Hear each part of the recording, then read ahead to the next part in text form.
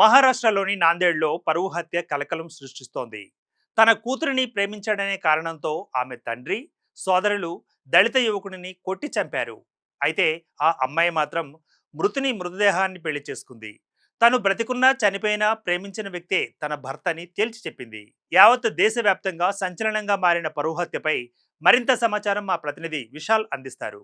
మహారాష్ట్ర నాందేడ్లో జరిగిన పరువు హత్య సంఘటన ప్రస్తుతం దేశవ్యాప్తంగా అందరినీ కలిచివేసింది. ప్రియుడు చనిపోయిన తర్వాత కూడా ప్రియురాలు అతని చితి దగ్గరికి వెళ్ళి అతని అతని బూడిదతోటే సింధూరం దిద్దుకొని అతన్నే వివాహం చేసుకుంది.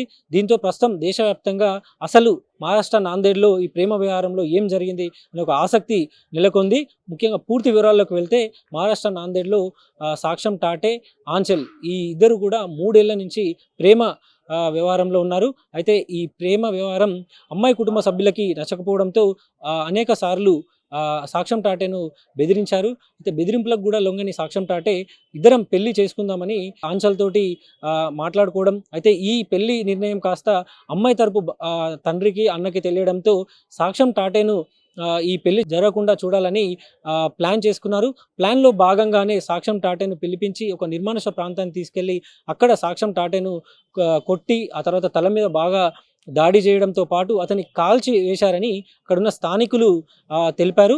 ఇప్పటికే ఈ కేసుకు సంబంధించి పోలీసులు 6 నిందితులని అదుపులోకి తీసుకొని వాళ్ళ మీద కొన్ని సెక్షన్ల కింద కేసులు నమోదు చేశారు.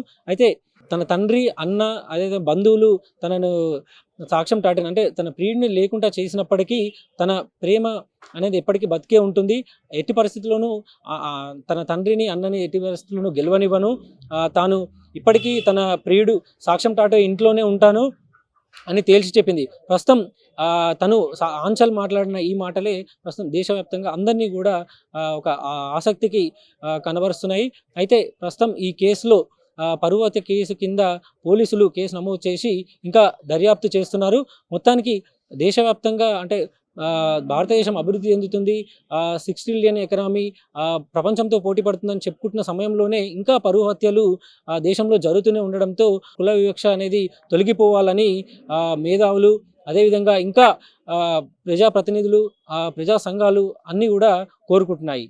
ఇది మహారాష్ట్ర నాందేడ్ పరువు హత్యకు సంబంధించిన పూర్తి అప్డేట్స్. కెమెరామెన్ సతీష్తో విశాల్, ఆంధ్రప్రభ.